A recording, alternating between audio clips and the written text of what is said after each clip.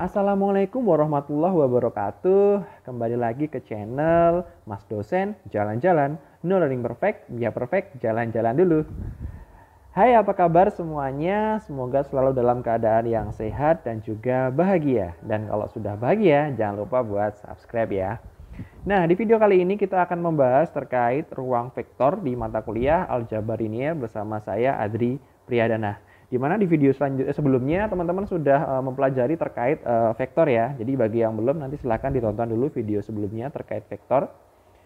Dan juga terkait persamaan linear juga karena nanti di sini kita menggunakan istilahnya cara ya atau mungkin pemahaman terkait sistem persamaan linear.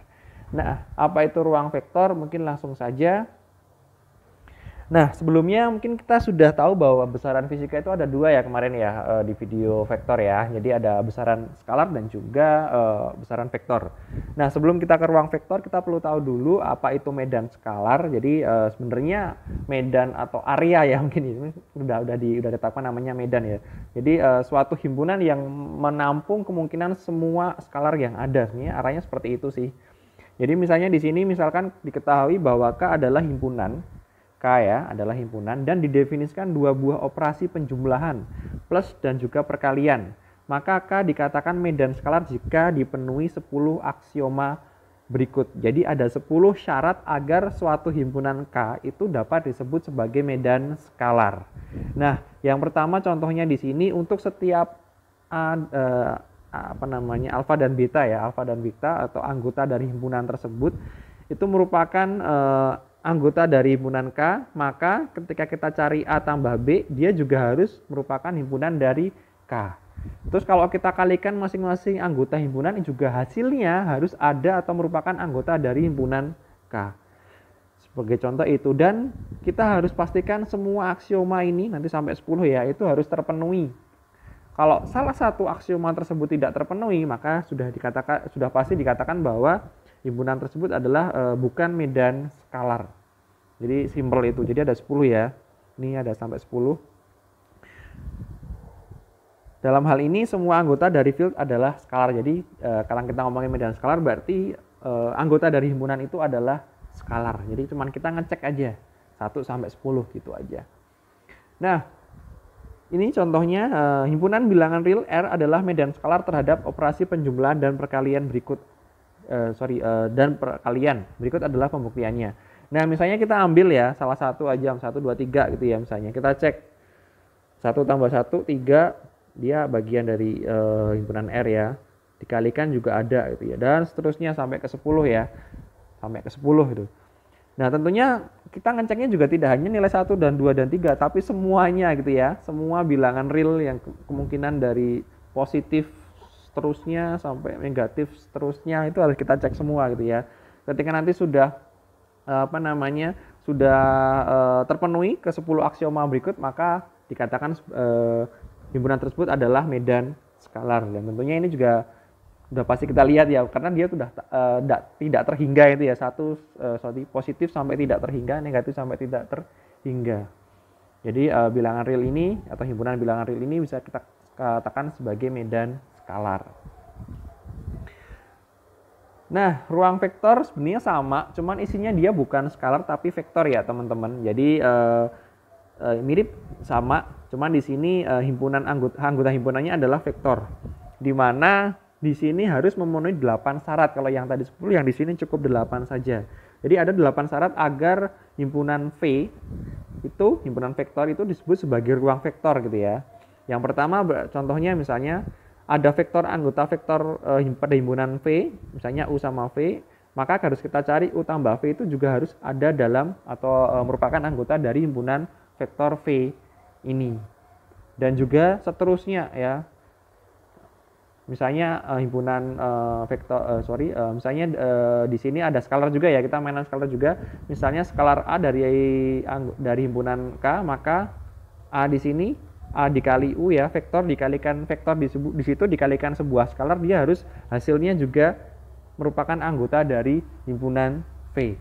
Jadi nggak cuma di teks vektor dengan vektor aja yang menjadi anggota himpunan V, tapi sebuah vektor dalam himpunan vektor tersebut, himpunan V tersebut juga akan kalikan dengan suatu skalar dan hasilnya harus merupakan anggota dari himpunan vektor tersebut untuk bisa dikatakan sebagai ruang vektor, dan tentunya harus memenuhi semua aksioma ini gitu ya. Ada 8 sampai ke sini gitu. Jadi sebenarnya cuman menggambarkan bahwa ada sebuah vektor, ada kemungkinan vektor itu akan ini itu banyak gitu ya. Nah, kira-kira ada sebuah himpunan yang dapat menampung semua itu enggak gitu ya. Dimana himpunan itu adalah dikatakan sebagai ruang vektor. Itu aja sih. Nah, contoh di sini paling gampang nyari contoh yang tidak memenuhi ya. Jadi misalnya ini udah pasti ya kelihatan ada himpunan vektor kayak gini, vektor pertama, vektor kedua, vektor ketiga, vektor keempat gitu ya. Dan himpunan skalarnya misalnya 1 sama 3. Nah, apakah himpunan vektor V adalah ruang vektor? Kita cek aja ambil aja satu. Ini yang V1 ya. Ini kita anggap U aja. U.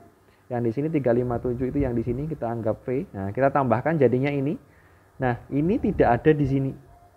Ini tidak ada di sini. Nah, udah pasti jelas ini ya. Himpunan ini bukan merupakan ruang vektor. Jadi aksioma pertama aja tidak terpenuhi gitu. Maka himpunan vektor tersebut bukan ruang vektor.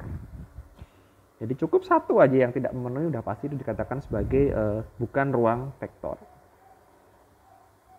Nah, ada yang dikatakan juga ruang bagian atau subspace ya. Jadi ruang bagian dari vektor, dari ruang vektor ya. Jadi ruang bagian atau sub ruang vektor adalah sebenarnya ruang vektor juga, namun dengan syarat khusus. Syaratnya ada 3 ini ya. Jika V adalah sekumpulan atau himpunan dari satu vektor atau lebih dari ruang vektor V, maka V disebut sebagai sub ruang V jika dan hanya jika kedua kondisi di bawah ini berlaku. Jadi kita harus cek juga 3 di sini. Sebagai contoh, dia nggak boleh kosong, ya, nggak boleh kosong himpunannya. Terus ditambahkan juga tadi ada, terus dikalikan dengan skalar juga dia harus ada. Iya. Nah, mungkin contoh aja. Apakah ruang 0 atau himpunan yang berisi angka 0 di sini ya, itu merupakan subbagian. Nah, kita cek bahwa 0 itu juga anggota dari himpunan ini ya, himpunan O ya, ini O ya, bukan 0 yang ini, tapi yang dalamnya ini yang 0. Nah, di mana di sini dia ada isinya, berarti dia tidak kosong kan? Makanya aksioma pertama dia memenuhi. Nah, yang kedua kita tambahkan, kita tambahkan 0 tambah 0 ya tetap 0 ya. Tapi dia ada gitu, merupakan anggota dari himpunan O gitu ya, memenuhi juga gitu. Dan yang ketiga kita kalikan dengan skalar ya, kita kalikan apapun 0 ya akan hasilnya 0. Dimana hasilnya ada atau merupakan anggota dari himpunan O ini ya. Oleh karena itu ruang 0 di sini merupakan ruang bagian atau subspace ya, karena memenuhi 3 aksioma ini. Itu aja. Jadi merupakan subruang dari setiap ruang vektor yang melingkupinya. Gitu, teman-teman. Nah, selanjutnya ada yang namanya vektor yang bebas linier dan bergantung linier. Apa itu? Nah, di sini misalnya himpunan M buah vektor, jadi ada beberapa vektor ya, lebih dari satu, itu dikatakan bergantung linier atau linearly dependent bila terdapat skalar lambda 1, lambda 2, lambda 3 yang tidak semuanya 0 sedemikian rupa sehingga membentuk suatu persamaan ini, di mana 0 adalah vektor 0 ya. Vektor 0 ya. Jadi misalnya kalau misalnya vektor 0 itu ya kayak gini ya. Kayak gini. Jadi kalau teman-teman lihat di sini cuma mirip kayak persamaan linear ya. Jadi lambda itu misalnya x, y, z gitu. X U1 ditambah y U2 ditambah z U3 sama dengan 0. Jadi kita harus nyari nilai x-nya ini ya. Kalau nilai x-nya itu berisi tidak 0 ya, salah satu aja tidak 0, itu berarti dia dikatakan bergantung linier. Nanti caranya bisa pakai Gauss-Jordan gitu ya, atau pakai substitusi juga nggak masalah sih, bebas. Yang penting di sini kita pengen mencari nilai x, z sama z gitu. Karena nanti akan membentuk sebuah persamaan linier. Nanti kita lihat ada contohnya. Nah, sebaliknya kalau nanti kita cari ya penyelesaian persamaan linier itu nggak dapat, dan formula atau persamaan ini hanya dapat dipenuhi dengan kalau nilai x, z, z-nya itu 0. Nah, itu dikatakan sebagai bebas linier. Jadi setelah kita cari nilai x, y, z-nya ternyata nggak ketemu. Itu ya, berarti dia hanya bisa dipenuhi kalau di sini agar 0, cuman kalau di sini dia bernilai 0. Karena kalau di sini x-nya 0, tentunya 0 dikali ini apapun itu jadi 0. Yang ini juga kalau 0 dikali dengan apapun dia 0. Yang ini juga ketika dikali dengan apapun 0. Maka ketika suatu himpunan vektor itu hanya nilai x, y, z-nya ini hanya bisa dipenuhi dengan nilai 0 untuk mendapatkan persamaan ini, ya berarti dia katakan sebagai bebas linier. Oke, mungkin kita belajar di contohnya aja. Jadi misalnya di sini kita diminta untuk menyelidiki dua ini ya. Dua ini apakah dia bebas linier atau bergantung linier. Nah, yang pertama nih. Tadi teman-teman sudah bisa lihat ya, sebenarnya lambda x1 ini kayak persamaan linier kita bisa ganti dengan x, y, z gitu aja. Itu juga bisa, atau mau pakai lambda 1, lambda 2 juga nggak masalah sih. Nah, di sini kalau teman-teman lihat itu akan membentuk sebuah persamaan linier. Yang pertama berarti ini kan 8 sama x1 ya. 8 sama lambda 1 ditambah yang di sini kan 1 yang paling depan, berarti dia 1 lambda 2 atau kita tulis lambda 2 ditambah di sini 2 ya. 2 lambda 3 sama dengan 0. Nanti yang di sini juga yang kedua ya. Yang kedua juga 18 lambda 1 ditambah 3 lambda 2 ditambah 4 ya. 4 lambda 3 sama dengan 0. Yang terakhir berarti 13 lambda 1 ditambah 2 lambda 2 ditambah 3 lambda 3 sama dengan 0. Di sini teman-teman bisa lihat menjadi sebuah bentuk persamaan linier ya. Misalnya kalau lambda 1 ini kan diganti x, sama ini diganti y, yang ini diganti z. Itu kan udah kayak persamaan linier ya. Tinggal kita cari nih nilai lambda 1, lambda 2-nya, 3-nya, atau mungkin bisa dalam bentuk s, y, z kita cari. Nah, nanti ketika teman-teman dapat nilai x, y, z-nya atau lambda 1, lambda 2-nya, nah pasti dikatakan dia bergantung linier. Karena terdapat lambda 1, lambda 2, lambda 3 yang memenuhi persamaan di sini di mana isinya bukan 0. Nah, setelah kita cari dengan persamaan linier, kita dapatkan ya, ini saya skip ya, nanti takutnya jadi panjang karena persamaan linier sudah kita pelajari di video sebelumnya. Di sini lambda 1 ketemu ya, lambda 2-nya juga ketemu.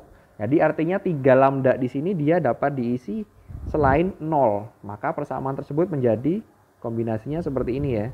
Jadi nilai x-nya di sini 1, nilai z-nya itu minus 2, z-nya minus 3 gitu. Nah, karena ada lambda yang bukan 0 yang memenuhi persamaan tersebut, maka ketiga vektor tersebut dikatakan bergantung linier. Jadi konsepnya di sini adalah persamaan linier. Nah, contoh yang kedua tadi. Nah, di sini teman-teman coba cari ya. Ini kalau kita ubah jadi bentuk persamaan linier kan berarti 2 lambda 1 ditambah 7 lambda 2 sama dengan 0. Maaf ya kalau tulisan saya keren. Sampai kerennya nggak bisa dibaca. 3 lambda 1 plus lambda 2 sama dengan 0 gitu ya. Nah, di sini kan kita bisa lihat ya udah kayak persamaan linier ya. Coba kita cari substitusi, eliminasi, Gauss Jordan, monggo. Nah, ketika nanti dicari ternyata nggak ketemu dan nilai lambda 1, lambda 2 ini hanya dapat dipenuhi dengan 0 agar nilai hasilnya adalah 0, ya kan? Berarti dia disebut sebagai bebas linier gitu. Karena ini diisi apapun, misalnya kalau di sini diisi 1, di sini 2 misalnya. Nanti juga sama, 1, 2, dia ketemunya 0 nggak? Gitu, itu nggak ketemu gitu ya. Karena kita harus memenuhi dua-duanya nih, nggak cuma satu aja gitu. Gitu.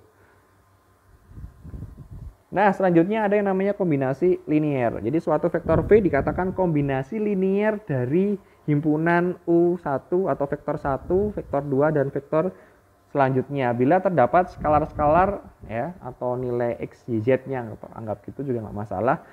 Sehingga memenuhi persamaan di sini. Jadi di sini vektor, vektor, vektor, vektor. Ini skalarnya. Ya, atau nilai X, Y, Z-nya. X, Z, Z-nya juga boleh. Ibarat kayak gini nih paling simpel. Apakah getuk ya? Getuk itu kombinasi dari tela sama apa ya? Sama parutan kelapa misalnya. Parutan kelapa gitu. Nanti dicari, oh ternyata dia butuh 2 tela plus 5 parutan kelapa misalnya. Nah, bisa dikatakan sebagai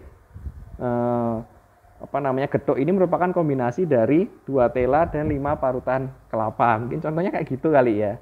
Jadi intinya cuma ada vektor-vektor, terus nanti coba ditambahkan gitu ya. Kita cari penambahannya, tapi di sini ada variabelnya. Untuk ketika nanti hasilnya bisa ditemukan, artinya nilai x, y, z-nya atau lambda 1, 2 dan seterusnya itu ada yang memenuhi ya selain 0, maka nanti kita bisa tahu bahwa V ini, jadi hasilnya di sini V ya, bukan 0 ya. Maka nanti kita bisa ketahui bahwa vektor tersebut merupakan kombinasi linear dari vektor yang di sini nih. Mungkin langsung aja kita lihat contohnya. Nih, apakah A merupakan kombinasi linear dari B dan C? Nah, apakah A itu kombinasi linear B sama C ya? Di sini tinggal dicari X, Y, Z-nya. Sorry, pakai Y aja ya. Di sini X atau mungkin pakai lambda juga nggak masalah sih. A merupakan lambda 1B ditambah lambda 2C gitu. Yang bawah juga ya sama. Mungkin kita pelajari satu dulu, contoh yang pertama dulu. Nah, kita akan menyatakan A sebagai kombinasi linear dari B dan C. Tadi ya, sudah saya gambarkan ya. Nah, kalau kita lihat di sini, berarti kan ini sama ini ya. Berarti 5 itu akan ketemu jika dicari dengan 3, saya rubah ya posisinya, lambda 1. Kan kalau di sini kita lihat lambda 1 kali 3 ya, atau 3 kali lambda 1 kan sama ya. 1 berarti lambda 2. Gitu ya, ini sini 1. Terus yang kedua 15 berarti yang di tengah. 15 sama dengan 3 lambda 1 ditambah 6 ya, 6 lambda 2. Terus yang ketiga 16 di sini ya, 2 lambda 1 ditambah 7 lambda 2. Seperti ini ya, teman-teman. Nah, di sini tinggal teman-teman cari nih nilai lambda 1, lambda 2-nya, atau teman-teman mau ganti ini X sama Y juga nggak masalah sih. X sama Z juga nggak masalah gitu ya. Nanti dicari nilai X, Y, Z-nya atau lambda 1, lambda 2-nya. Nah, nanti jika ditemui ya, mau pakai persamaan linear, mau pakai substitusi eliminasi, mau pakai Gauss-Jordan monggo ya, tapi ini kalau Gauss-Jordan kayaknya nggak bisa ya, soalnya 2 kali 2 ya. Nah, bebas sih mau pakai apa, yang penting tujuannya untuk mencari di sini ya, lambda 1, lambda 2 ya. Nah, ketika kita sudah cari, ternyata diperoleh nih nilai lambda 1, lambda 2-nya, dimana kombinasinya berarti untuk dapat A itu berarti perlu 1B dan 2C. Kita lihat, mungkin kita bencikan 1 aja di sini aja ya. Berarti kan lambda 1-nya itu 1 ya, berarti kan 3 kali 1 ditambah lambda 2-nya 2. Nih, berarti kan 3 tambah 2 sama dengan 5. Nah, ketemu ya. Dan ini harus dicek juga ketiga-tiganya kalau mau ngecek ya. Tapi sebenarnya kalau udah dicari dengan substitusi eliminasi pasti ketemu pasti akan sesuai gitu. Nah, berarti untuk dapat A itu kita perlu 1B dan 2C. Untuk dapat getuk kita perlu 1 ketela dan 2 parutan kambil misalnya. Nah, ketika kita sudah cari seperti ini ketemu, maka dikatakan bahwa A ini merupakan kombinasi linear dari B dan C, di mana kombinasinya butuh 1B dan 2C. Gitu aja sih, teman-teman. Semoga bisa dipahami ya. Gampang kok. Yang penting konsepnya teman-teman paham persamaan linear. Karena kalau nyari persamaan linear atau menyelesaikan permasalahan persamaan linear untuk nyari nilai X, Z-nya teman-teman masih bingung ya susah nanti di sini. Dan nggak harus pakai metode yang rumit-rumit kayak Gauss-Jordan ya, mau pakai substitusi eliminasi yang lebih teman-teman sering gunakan juga nggak masalah sih. Yang penting nanti di sini untuk membuktikan bahwa nilai A itu apakah vektor A itu apakah merupakan kombinasi linear dari B dan C. Itu aja sih. Nah, ini yang soal nomor 2 ya. Kita cari. Nah, ternyata ketika kita cari nilai lambda 1, lambda 2-nya ini nggak ketemu nih. Harus diisi cuman oleh 0 aja gitu misalnya. Dengan seperti itu tidak diperoleh nilai lambda 1, lambda 2-nya. Maka A dikatakan bukan kombinasi linear dari B dan C. Misalnya getuk itu merupakan misalnya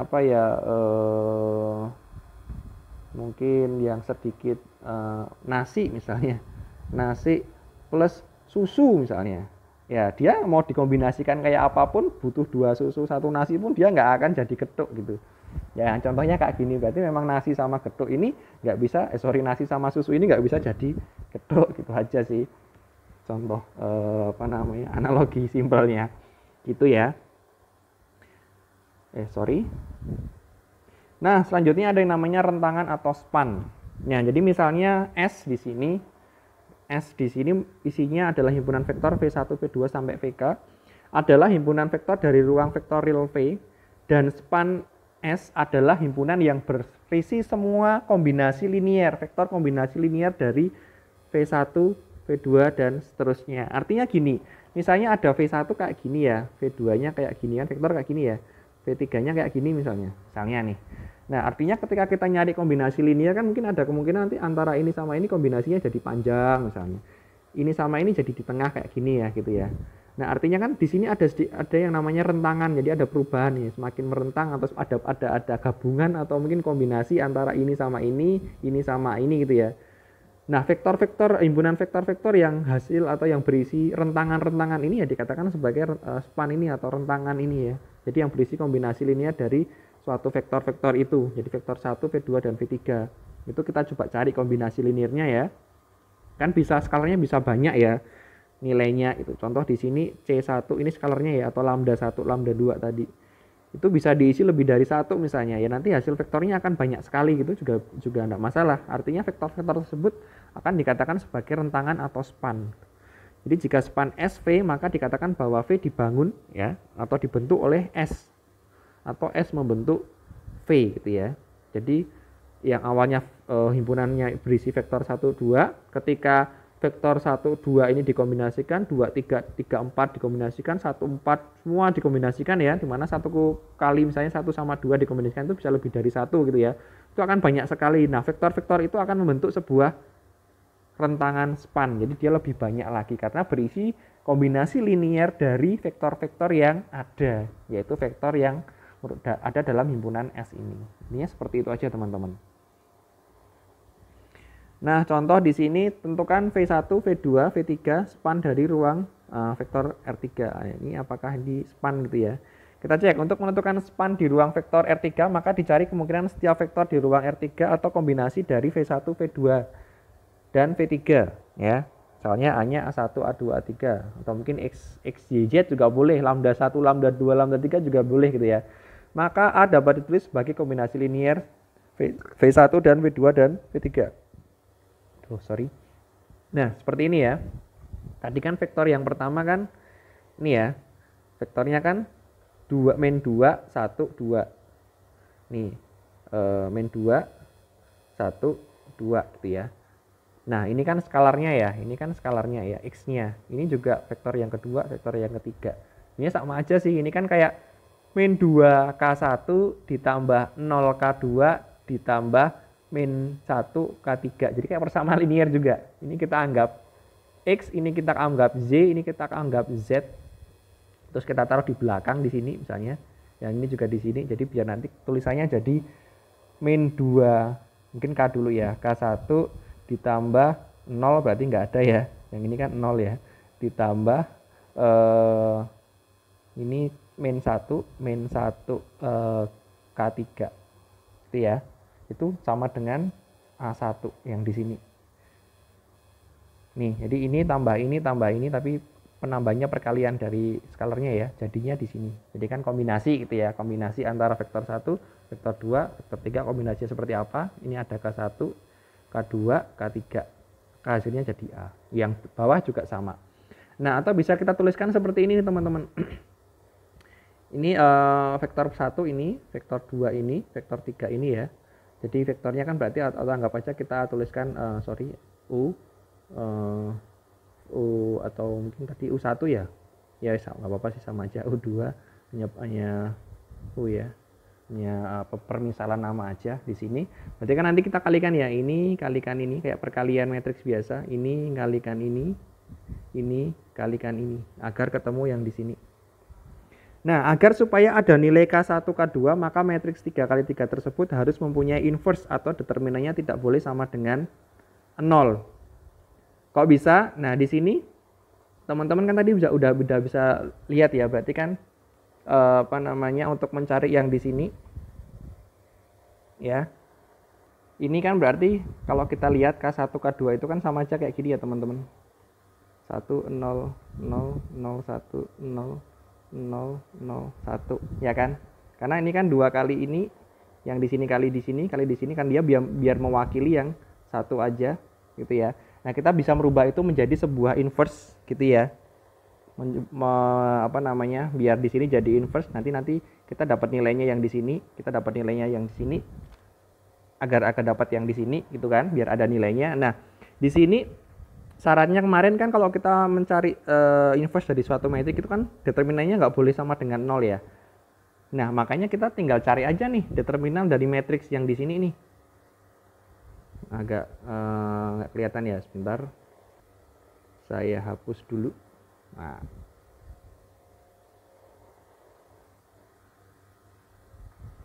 Nah, di sini untuk mencari determinan yang di sini mungkin bisa pakai Sarus atau mungkin pakai yang biasa kemarin juga nggak masalah. Yang penting dicari determinannya. Nah, ketika determinannya dapat, contoh di sini dapat 3. Nah, maka K1, K2, K3 ini didapatkan ya. Nah, di mana kalau sudah didapatkan maka dikatakan bahwa V1, V2 dan V3 ini merupakan span dari ruang vektor R3. Intinya nggak perlu pusing-pusing kalau diminta ditanyakan untuk mencari nilai rentangan atau span, tinggal dibentuk metrik kayak gini aja dari yang seperti ini ya. Dari yang seperti ini dibentuk jadi matriks, terus dicari determinannya. Udah gitu aja. Kalau nanti determinannya dia 0 berarti dikatakan dia bukan span atau rentangan. Tapi kalau determinannya tidak sama dengan 0 berarti dia rentangan atau span. Gitu aja. Usah pusing-pusing ya. Nah, ada yang namanya basis dan dimensi. Apa itu? Nah, vektor-vektor V1, V2, V sampai VK ya dalam ruang vektor V dikatakan membentuk basis dimensi jika sebenarnya basis itu kayak gini sih. Kalau misalnya vektornya itu 2 dimensi kan berarti ada X. Di sini Y ya. Y sama X, di mana di sini garis yang di sini vektor di sini kan berarti 1 ke 0 ya. Kalau yang di sini berarti 0, 1. Nah, ini adalah basisnya gitu. Suatu vektor itu basisnya seperti ini. Jadi dasarnya itu seperti ini. Karena dia membentuk vektor itu. Nah, di sini syarat untuk dikatakan membentuk basis itu jika V itu span. Terus dia bebas linier. Syaratnya 2 itu. Dimensi dari ruang vektor V adalah jumlah vektor yang membentuk basis V. Cuman masalah jumlah dimensi vektornya aja. Nah, mungkin langsung aja biar lebih mudah langsung ke contoh. Nah, tentukan apakah vektor V ABC basis dalam R3 dan tentukan dimensi dari ruang vektor yang dibentuk oleh dari vektor-vektor ini. Nah, kita coba aja ya. Contoh di sini. Nah, dari vektor yang tadi kita masukkan persamaan yang tadi ada lambda 1, lambda 2. Nah, misalnya nih kita cari dengan persamaan linear untuk mencari lambda 1, lambda 2 dan lambda 3, terus didapat nih nilai seperti ini. Lambda 1-nya ditemukan gitu ya. Maka persamaannya kan jadi seperti ini nih. Nah, karena ada yang tidak 0, maka tadi ya karena dia karena dia ada skalar yang tidak 0 yang memenuhi persamaan ini, maka dia dikatakan sebagai bergantung linier. Nah, kalau dia sudah bergantung linier, kan syaratnya buat basis itu kan dia bebas linier ya. Maka kalau dia bergantung linier udah pasti dia bukan basis dari R3 atau vektor ini bukan basis dari R3. Itu aja. Jadi salah satu aja syarat nggak terpenuhi, ya udah berarti dia bukan basis dari ruang vektor dari R3. Tergantung nanti vektor dimensinya berapa. Kalau di sini dimensinya R3 ya. Nah, contoh yang kedua di sini. Nah, ternyata ketika kita cari ya, intinya kita cari pakai persamaan linear, nggak usah pusing-pusing. Kita cari nilai lambda 1, lambda 2 dan lambda 3-nya. Ternyata yang memenuhi hanya 0 saja. Jadi dicari nggak ketemu nilai lambda 1, lambda 2, lambda 3-nya. Artinya berarti itu hanya dipenuhi oleh nilainya 0 aja ya. Nilainya 0 aja. Jadi yang di sini 0, yang di sini 0, yang di sini 0. Nah, berarti dia kan pasti bebas linier nih. Ya kan? Nah, selanjutnya tinggal tadi cari spannya kan. Spannya itu kita cari tadi determinannya, tinggal kita cari. Oh, ternyata determinannya dapat nih, didapatkan dia tidak 0 ya. Maka dikatakan sebagai vektor A ini basis dalam R3 dan dimensinya tadi 3 ya. Dimensinya 3 atau berdimensi 3. Intinya itu aja sih, cari dia, buktikan dia bebas linier atau enggak. Kalau enggak berarti dia udah pasti bukan basis. Atau mau dicari determinannya dulu. oh dia ternyata determinannya 0, berarti dia bukan basis. Karena syaratnya tadi dia span atau rentangan dan dia juga bebas linear. Nah, mungkin itu materi ruang vektor. Semoga teman-teman bisa memahami ya. Dan seperti biasa nanti kalau ada yang bingung bisa tanyakan di kolom komentar dengan format mungkin video atau menit berapa, terus angka ini atau nilai ini didapat dari mana gitu mungkin ya, atau mungkin monggo yang ditanyakan apa, monggo itu atau bisa teman-teman juga nanya di grup ya, atau mungkin bisa nanya langsung ke saya, jadi bebas aja. Nah itu untuk materi ruang vektor ini. Ini sedikit foto saya waktu di atas Bukit Pantai Senggigi ya. Jadi di sini Pantai Senggigi nih. Ini bagus banget kalau pagi. Cuman merupakan salah satu apa ya istilahnya tujuan wisata yang mungkin saya bilang mainstream ya, karena dekat banget dengan Mataram gitu ya. Ini kalau mau teman-teman mau ke Gili Trawangan, Gili Air, Gili Meno itu pasti lewat sini. Kalau dari Mataram, pemandangannya bagus banget. Sedikit cerita dari pengalaman saya waktu main ke Lombok ya. Oke, itu terima kasih sudah menonton video ini. Semoga materinya bisa bermanfaat. Sampai ketemu lagi di video selanjutnya. Saya akhiri. Wassalamualaikum warahmatullahi wabarakatuh. Mas dosen, jalan-jalan.